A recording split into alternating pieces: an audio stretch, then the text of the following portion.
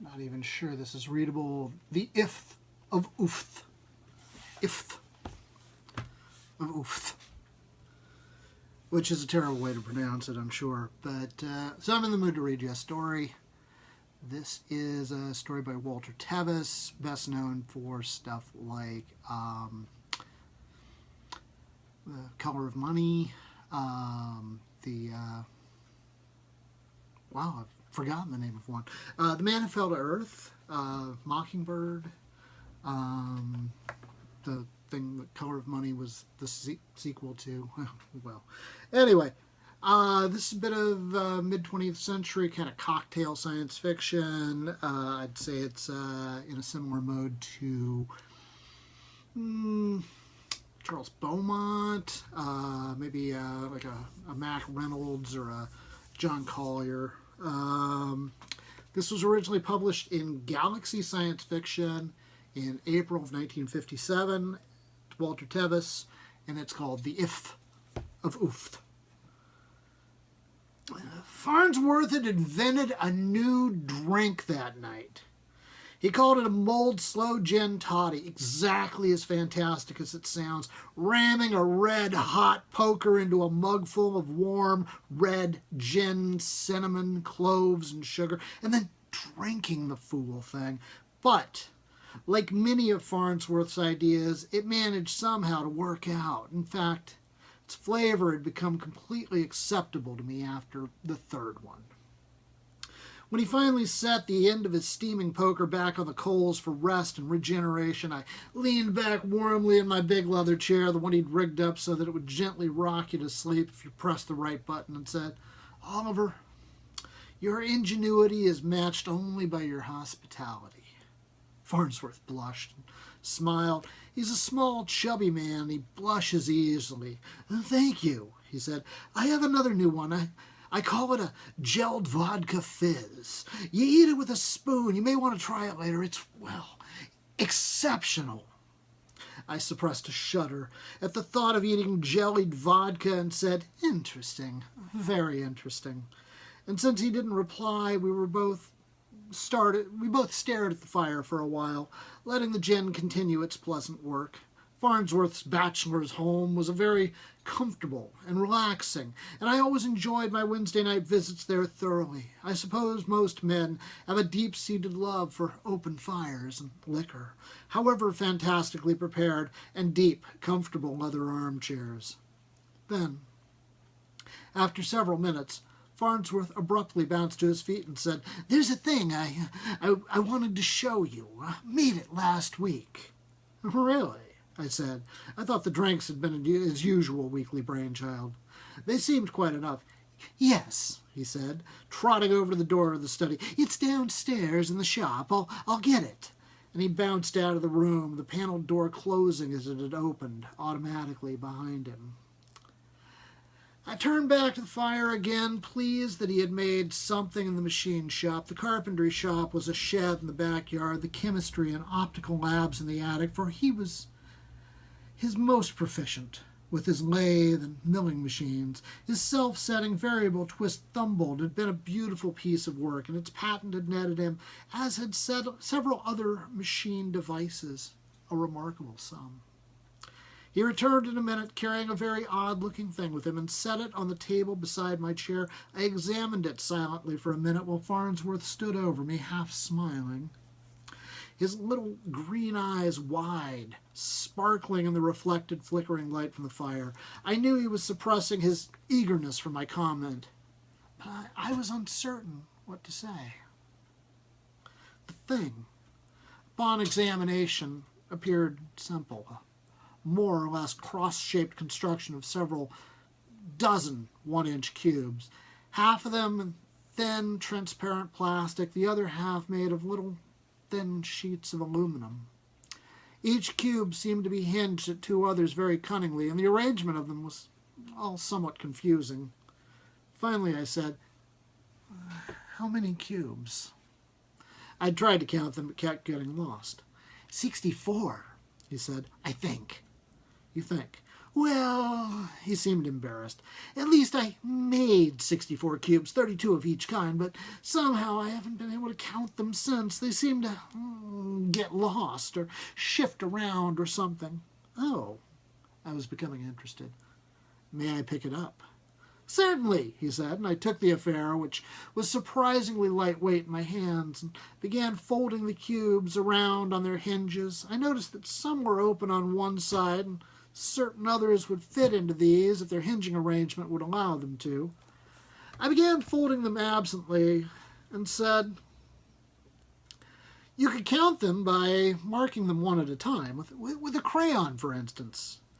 "As a matter of fact," he admitted, blushing again, "I tried that. Didn't seem to work out. When I finished, I found that I had marked 6 cubes with the number 1, and on none of them could I find a 2 or a 3, although there were 2 4s, one of them written in reverse and in green." He hesitated. I'd used a red marking pencil. I saw him shudder slightly as he said it, although his voice had been casual-sounding enough. I rubbed the numbers off with a damp cloth and didn't try it again. A tesseract. He sat down again in his armchair. Oh, wait, I got lost in there. Oh, hey. "Well," I had said then, and then, "what do you call it?" A tesseract. He sat down again in his armchair. Of course, the name really isn't accurate. I suppose a tesseract should be really a 4-dimensional pentagon, and this is meant to be a picture of a 5-dimensional cube. A picture. It didn't look like a picture to me. Well, it couldn't really have 5-dimensionality, length, width, breadth, ifth, and oofth. Or I don't think it could. His voice faltered a little with that. But it's supposed to illustrate what you might call the layout of an object that did have those. What kind of object would that be? I looked back at the thing in my lap and was mildly surprised to see that I'd folded a good many of the cubes together. "Suppose," he said, "you put a lot of points in a row, touching, and you have a line, a 1-dimensional figure. Put 4 lines together at right angles and on a plane, a square, 2-dimensional. 6 squares at right angles and extended into real space give you a cube, 3 dimensions. And 8 cubes extended into 4 physical dimensions gives you a tesseract. And it's called, and 8 tesseracts make a tesseract. 5 dimensions." "Exactly. But naturally, this is all just a picture of a tesseract. In that sense, there probably isn't any Ifth or Oofth at all." "I still don't know what you mean by a picture," I said, pushing the cubes around interestedly. "You don't?" he asked, pursing his lip. "It's rather awkward to explain, but, well, on the surface of a piece of paper you can make a very realistic picture of a cube, with perspective and shading and all that kind of thing. And what you'd actually be doing would be illustrating a 3-dimensional object, the cube, by using only 2 dimensions to do it with. And, of course," I said, "you could fold the paper into a cube, and then you'd have a real cube." He nodded. But you'd have to use the 3rd dimension by folding the flat paper up to do it. So unless I could fold up my cubes in through Ifth or Oofth, my tesseract will just have to be a poor picture, or really 8 pictures. 8 tesseracts, pictures of 4-dimensional objects stuck together to form a picture of 5 dimensions. "Well," I said, a bit lost. "And what do you plan to use it for?" "Oh, just curiosity." And then, abruptly, looking at me now, his eyes grew wide and he bumped out of his chair. He said breathlessly, "What have you done to it?" I looked down at my hands. I was holding a little structure of 8 cubes joined together in a small cross. "Why, nothing," I said, feeling a little foolish. I only folded most of them together." "That's impossible. There were only 12 open ones to begin with, and all the others were 6-sided. Farnsworth made a grab for it, apparently beside himself, and the gesture was so sudden I drew back. It made Farnsworth miss his grab, and the little object flew from my hands and hit the floor solidly on one of its corners. There was a slight bump as it hit and a faint clicking noise, and the thing seemed to crumple in a most peculiar way. And sitting in front of us on the floor was a little 1-inch cube and nothing else. For at least a full minute we stared at it. Then I stood up and looked in my chair seat, looked around on the floor of the room, even got down on my knees and peered under the chair. Farnsworth was watching me. When I finished and sat down again, he asked, "No others?" "No other cubes," I said. "Anywhere." "Oh, I was afraid of that." He pointed an unsteady finger at the one cube in front of us. I suppose they're all in there." Some of his agitation had begun to wear off. You can, I suppose, get used to anything. And after a moment he said thoughtfully, "What was that thing you said about folding paper to make a cube?" I looked at him, and I managed an apologetic smile. I'd been thinking the same thing. "What was it you said about having to go into another dimension to do it?" He didn't smile back. But he got up and said, "Well, I doubt if it can bite," and bent over and picked the cube up and hefted its weight carefully in its hand. "It seems to weigh the same as the 64 did," he said, quite calmly now. Then he looked at it closely and suddenly became agitated again. "Good heavens! Look at this!" He held it up. On one side, exactly in the center, was a neat little hole, about half-inch across. I moved my head closer to the cube and saw that the hole was not really circular. It was like the iris diaphragm of a camera, a polygon made of many overlapping straight pieces of metal, allowing an opening for light to enter. Nothing was visible through the hole. I could see only an undefined blackness. "I don't understand how—" I began and stopped. "Nor I," he said. "Let's see if there's anything in there." He put the cube up to his eye and squinted, peered for a minute. Then he carefully set it on the table, walked to his chair, sat down, and folded his hands over his fat little lap. "George," he said, "there is something in there."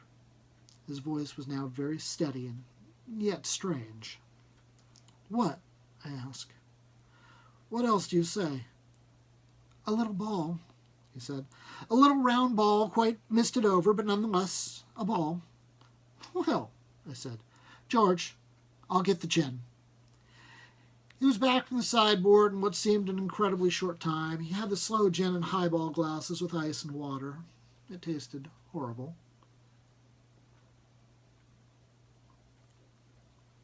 When I finished mine, I said, "Delicious. Let's have another." And we did. After I drank that one, I felt a good deal more rational. I set my glass down. "Farnsworth, it just occurred to me. Isn't the fourth dimension supposed to be in time, according to Einstein?" He had finished his second slow gin highball unmulled by then. "Supposed to be, yes. According to Einstein, I call it Ifth or Oofth. Take your pick." He held up the cube again, and more confidently, I noticed. "And what about the fifth dimension?" "Beats me." No, wait. "Beats me," I said, looking at the cube, which was beginning to seem truly sinister to me. "Beats the hell out of me." "Beats me too, George," he said, almost gaily. An astonishing mood for old Farnsworth. He turned the cube around with his small, fat fingers. "This is probably all wrapped up in time in some strange way, not to mention the very peculiar kind of space it appears to be involved with. Extraordinary, don't you think?" "Extraordinary," I nodded. "George, I think I'll take another look." And he put the cube back to his eye again. "Well," he said, after a moment of squinting, "same little ball." "What's it doing?" I wanted to know. "Nothing, or perhaps spinning a bit. I'm not sure. It's quite fuzzy, you see, and misty. Dark in there, too." "Let me see," I said, realizing that, after all, if Farnsworth could see something in there, so could I. "In a minute. I wonder what sort of time I'm looking into. Past or future, what?" "And what sort of space?" I was saying, when suddenly little Farnsworth let out a fantastic shriek, dropped the cube as if it had suddenly turned into a snake, and threw his hands over his eyes. He sank back into his chair and cried, "My God! My God!" I was apprehensive when the cube hit the floor, but nothing happened to it. "It did not fold up into no cube at all, nor proliferate back into 64 of itself. What happened? I asked, rushing over to Farnsworth, who was squirming about in his armchair, his face still hidden by his hands. My eye, he moaned, almost sobbing. It stabbed my eye. Quick, George, call an ambulance. I hurried to the telephone, fumbled with the book, looking for the right number until Farnsworth said, Quick, George! Again, in desperation, I dialed the operator and told her to send us an ambulance. When I got back to Farnsworth, he'd taken his hand from the unhurt eye, and I could see that a trickle of blood was beginning to run down the other wrist. He'd almost stopped squirming, but from his face it was obvious that the pain was still quite intense. He stood up. I need another drink, he said, and began heading unsteadily for the sideboard when he stepped on the cube, which was ill lying in front of the chair and was barely able to keep himself from falling headlong, tripping on it. The cube skidded a few feet, stopping whole side up near the fire. He said to the cube in rage, Drat you! I'll show you! And he reached down, and he swooped up the poker from the hearth. It had been lying there for mulling drinks, its end resting on the coals, and by now it was a brilliant cherry red. He took the handle with both hands and plunged the red-hot tip into the hole of the cube, pushing it down against the floor. I'll show you, he yelled again, and I watched understandingly as he shoved with all his weight, pushing and twisting, forcing the poker down with angry energy. There was a faint hissing sound. Little wisps of dark smoke came from the hole round the edges of the poker, and there was a strange sucking noise. And the poker began to sink into the cube. It must have gone in 8, 10 inches. Completely impossible, of course, since it was a 1-inch cube. And even Farnsworth became so alarmed at this, he abruptly yanked the poker back out of the hole. As he did, black smoke arose in a little column for a moment. There was a popping sound, and the cube just fell apart, scattering itself in hundreds of little squares of plastic and aluminum. Oddly enough, there were no burn marks on the aluminum. None of the plastic seems to have melted. There was no sign of a little misty ball. Farnsworth returned his right hand to his now puffy and quite bloody eye. He stood staring at the profusion of little squares with his good eye. His free hand was trembling. Then there was the sound of a siren, becoming louder. He turned and looked at me balefully. That must be the ambulance. I suppose I'd better get my toothbrush. Farnsworth lost the eye. Within a week, though, he was pretty much his old chipper self again, looking quite dapper with a black leather patch. One interesting thing, the doctor remarked that there were powder burns of some sort on the eyelid, and that the eye itself appeared to have been destroyed by a small explosion. He assumed that it had been a case of a gun misfiring, the cartridge exploding in an open breach somehow. Farnsworth let him think that. It was as good an explanation as any. I suggested to Farnsworth he ought to get a green patch to match his other eye. He laughed at the idea and said he thought it might be a bit showy. He was already starting work on another tesseract. He was going to find out just what, but he never finished. 9 days after the accident, there was a sudden flurry of news reports from the other side of the world. Fantastic stories that made the Sunday supplements go completely mad with delight. And we began to guess what had happened. There wouldn't be any need to build the 64 cube cross and try to find a way of folding it up. We knew now. It had been a 5-dimensional cube, all right, and one extension of it had been in time, into the future. 9 days into the future. And the other extension had been into a most peculiar kind of space, one that distorted sizes quite strangely. All this became obvious when, 3 days later, it happened on our side of the world, and the Sunday supplements were scooped by the phenomenon itself, which, by its nature, required no newspaper reporting.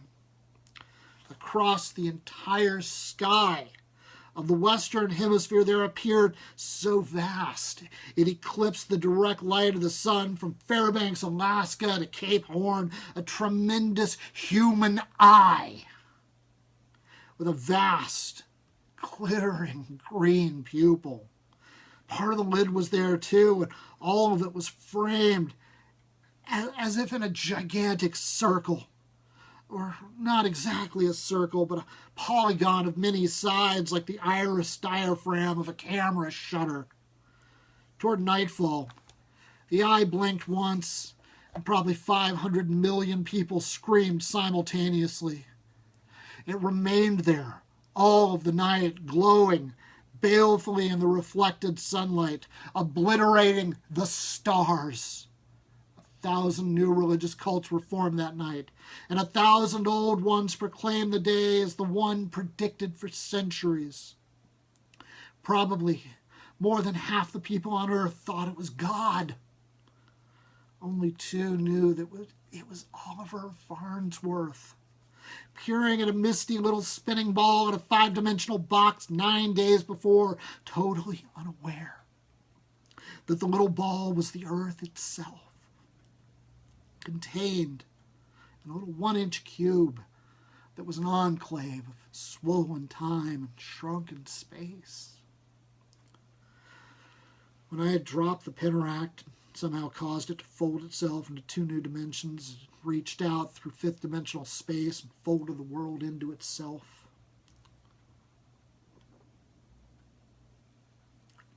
It had begun accelerating the time within it in rough proportion to size, so that as each minute passed in Farnsworth's study, about a day was passing on the world within the cube. We knew this because about a minute had passed while Farnsworth had held his eye against the cube the second time. First time had, of course, been the appearance over Asia, 9 days later. When we saw the same event from our position on the Earth and the cube, it was 26 hours before the eye was stabbed and withdrew.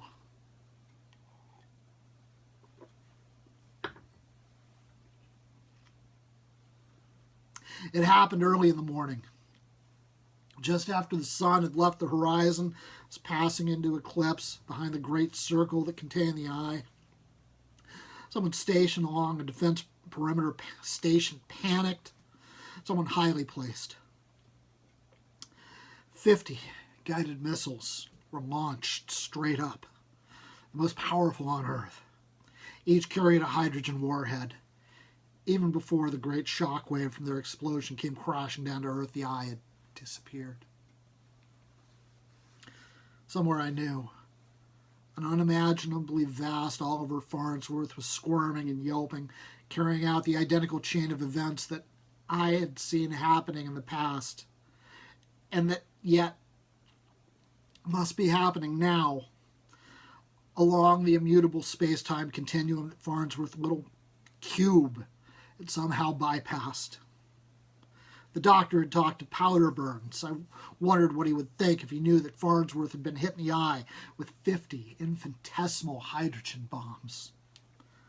For a week, there was nothing else to talk about in the world. 2 billion people probably discussed, thought about, and dreamed about nothing else. There had been no more dramatic happenings since the creation of the earth and sun than the appearance of Farnsworth's eye.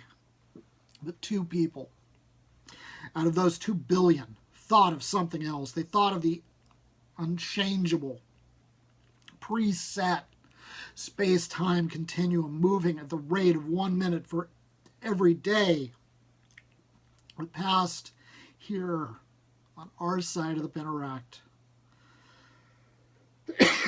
Well, that vast Oliver Farnsworth and I, in the other space, other time, were staring at the cube that contained our world lying on the floor. On Wednesday, we could say, and now he's gone to the telephone. On Thursday, now he's looking through the book. On Saturday, by now, he must be dialing the operator. And on Tuesday morning, when the sun came up, we were together and saw it rise for we spent our nights together by then, because we lacked the knack for sleeping, did not want to be alone. And when the day had come, we didn't say it because we couldn't, but we thought it. We thought of a colossal, cosmic Farnsworth saying, "I'll show you!" and shoving, pushing, and twisting, forcing with all of his might into the little round hole, a brilliantly glowing, hissing, smoking, red-hot poker.